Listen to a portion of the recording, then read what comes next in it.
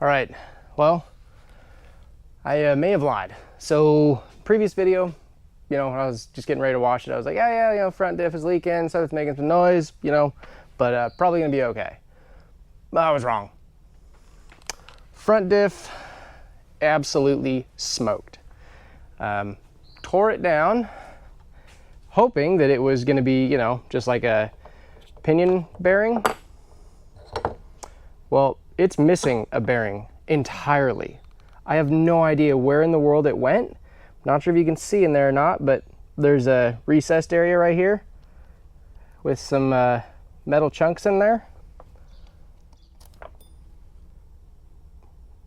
That and that is everything that's left of the pinion support bearing. Not to mention this main pinion bearing, absolutely roached. So that is what was causing all of our noise and vibration and issues and stuff like that.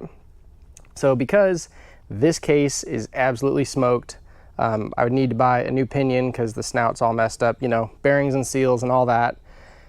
It basically ends up being smarter to just buy a new front diff. So that finally arrived. This is a brand new 2024 front diff. It's been updated. That is like the OG smart-lok front diff that came in the 2018 and a half and newer X3s. Considering that front diff made it just shy of 8,000 miles, like 7,931 miles or something like that, I just decided to buy a new regular front diff. So that's here. Also, front wheel bearings were smoked, so that's what's in the small box. The fire suppression system that didn't quite make it, you know, with UPS, I checked on tracking and it was delivered like 3 hours after we left. But that's finally made it, so we'll get that bad boy installed.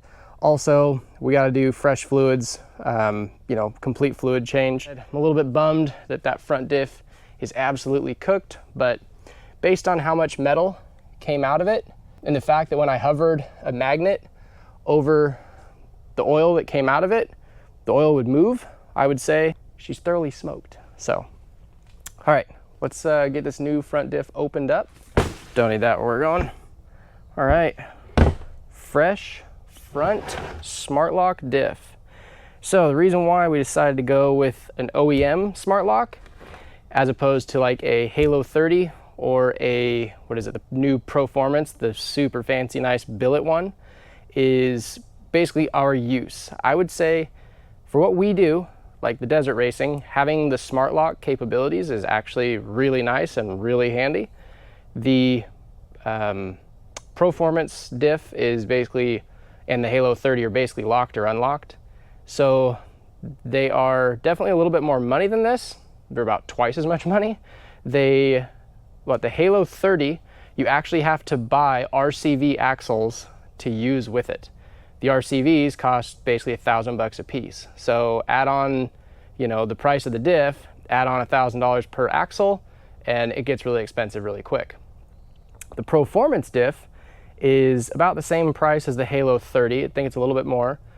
That one, it uses rear axles up front, which I think is a super smart idea. I think that's an awesome idea, but you have to clearance your knuckles to fit those axles, and you know, that's just more work and it's less interchangeability. I love the idea of if we break something when we're out on a trip in the middle of nowhere, that I can just go to a Can-Am dealership and I can buy a OEM part, you know, because they will most likely have it, and I can just bolt it in. Also, we don't do any kind of like rock bouncing with this thing. I would say that is the kind of stuff where you would be really hard on front diffs, and that is when you'd probably want to upgrade to the Halo 30 or to the Proformance diff. It will kill it really fast is when you basically get airborne and land on the throttle, right? When those front tires are spinning really fast and they come down and they land, basically shock loads the whole system and something is going to give. Sometimes it's an axle, sometimes it's a CV, sometimes it's a front diff. So hopefully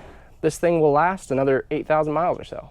The other good thing about going with a new diff as opposed to, you know, spending the same, almost the same amount of money to rebuild that one. Now we'll have a spare one because I'll send that one out and have it rebuilt. because the other option that I forgot to mention is Sandcraft sells a aftermarket bearing and seal kit, and they even have like a rebuild service. Thinking what I'm gonna do, have them rebuild it, freshen it up and everything else, and that way we'll have a spare. Now we got the front diff stuffed in there and all bolted in and stuff. So the next thing we need to do is replace these front wheel bearings because they are absolutely smoked. I'm gonna try to do this without pulling that, you know, ball joint apart and stuff, but we'll see how it goes. So gonna try these Quad Logic press kit, so it'll be an interesting try. I'm not really sure how well it's gonna work, but hopefully it makes this job a little bit easier. For the wheel bearings, I just decided to do OEM ones again because, again, they lasted so long. You know, one thing that always surprises me is when you go on the forums and stuff like that, people talk so much trash about the stock wheel bearings and stuff, but we've had fantastic luck with them. I just grease them every 200 miles or so, hit them with a few pumps of red and tacky grease. So far, what we're doing seems to be working. Old wheel bearings out, new wheel bearings in. Now we can get the control arms installed and then finish putting the rest of the suspension together. Not gonna lie, for how bad everything was working when we were at the race, it actually was not that horrible to fix it all. I'm a little nervous about whether or not this new front diff will work, just because I read some stuff on the interwebs. I don't know, but we're gonna try it. We're gonna find out. Well, don't have a check engine light yet. That's progress.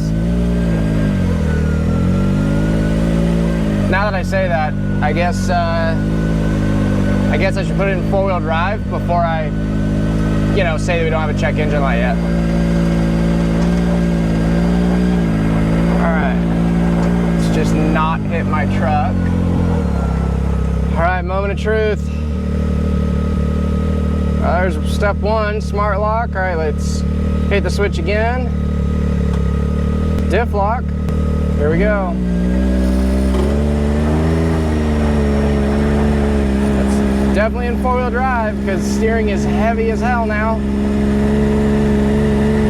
I think this might actually be working. I was a little nervous because guys on the old interwebs said that for putting a newer front diff in, you need to have some kind of like an adapter harness or something like that, but maybe not.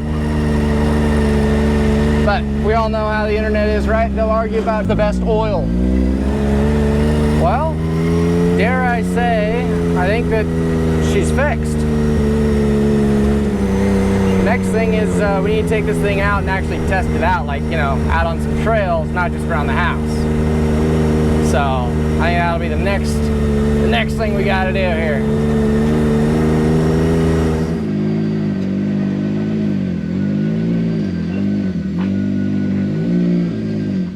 Guess there you have it.